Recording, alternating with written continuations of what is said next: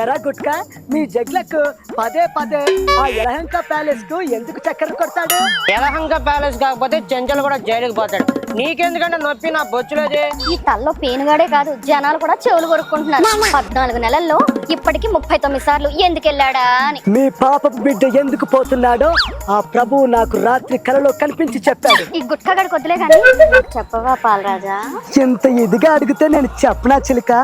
జనం దగ్గర దాచేసిన సొమ్మును లెక్క పెట్టుకోవడానికి వెళ్తున్నాడు. ఏడ్చవలే, ఏ పకోడి గడైనా 14 నెలల్లో 38 సార్లు వెళ్ళి లెక్కేస్తాడా? కొంపు తీసి చెన్నెల్లు గాని సెటప్ చేశాడా? మన జలగ సన్నాసిగా అంత సీన్ లేదు.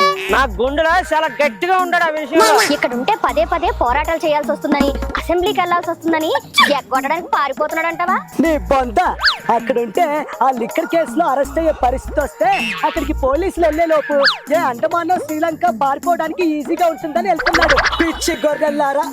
అయిందా? బాగైందా?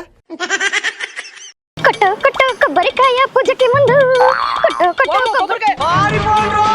పోయినసారి నడు మంగలేక కొబ్బరికాయ కొట్టలేక నవ్వులు పాలయ్యావు.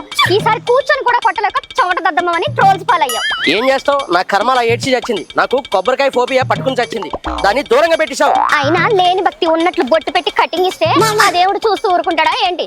ఇట్టాగే శిక్షిస్తాడు. ఆ వెల్లుల్లిపాయ గాడు మెత్తగా ఉండే కొబ్బరికాయ ఇచ్చి సావచ్చు కదా. ఇంకా నయం, మెత్తగా ఉండే గుండ్రాయి పెట్టమలేదు. రోజు రోజుకి 60 తిక్కల తయారవుతున్నావు ఏంటి జలగన్నా? జలగన్ను జలగన్ను. మనం కూడా సనాతన ధర్మాన్ని పాటిస్తున్నామని జనాల్ని నమ్మిద్దామని బెంగళూరు నుంచి ఎగేసుకుని వచ్చిన ఈ డ్రామా కూడా అట్రప్లాపేనంటావా డైమండ్? కొబ్బరికాయ కూడా కొట్టడం చేత కాక పక్కనున్న ఎలక్కాయ గడిగిచ్చిన గిలక్కాయ గడువని ఉన్న కొంచెం పరువు కాస్త తాడేపల్లి ప్యాలెస్ పక్కన మురికి కాలంలో కొట్టుకుపోయిందా? అయితే ఈ డ్యామేజ్ తగ్గి మనకి మైలేజీ పెరగడానికి నిమజ్జనానికి పోయి కొబ్బరికాయ కొడతా. అరటిపండులాగా మెత్తగా ఉండేటువంటి కొబ్బరికాయ ఒక లారీ తెప్పించు, ప్రాక్టీస్ చేస్తా.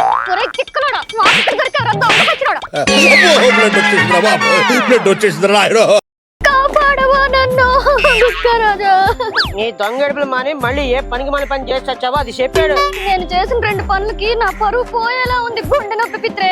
అసలు నీకు పరువు నేడి సత్తే కదా పోవడానికి నా బొచ్చులోది.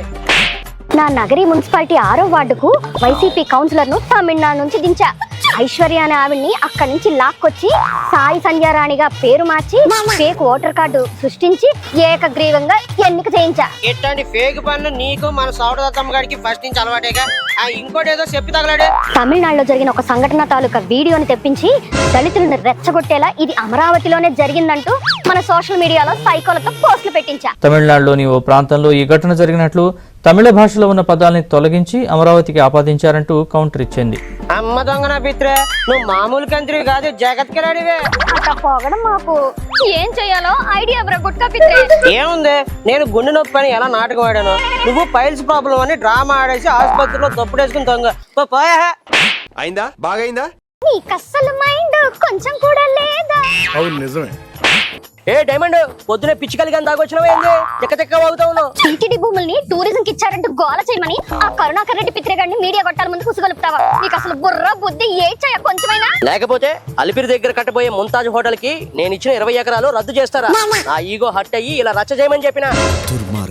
ఒరే తుగ్లకు, అది రా సచ్చావనే కదా అప్పట్లో హిందూ సంఘాలు భక్తులు పెద్ద ఎత్తున ఆందోళన చేసి చచ్చారు. మర్చిపోయి చచ్చావా?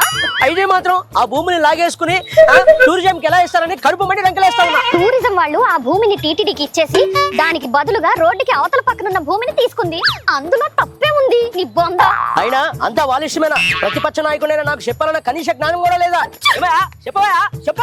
మీరు చేసిన పాపాలకి గోవిందుడు 11 ఇచ్చి అరగుండు చేశాడు. ఇంకా ఇలాగే చేస్తూ పోతే ఫుల్ గుండు కొట్టి ఇదిగో ఈ పంది మీద ఊరేగిస్తారు ప్రజలు. వేసేసాడు, బాగా వేసేసాడు.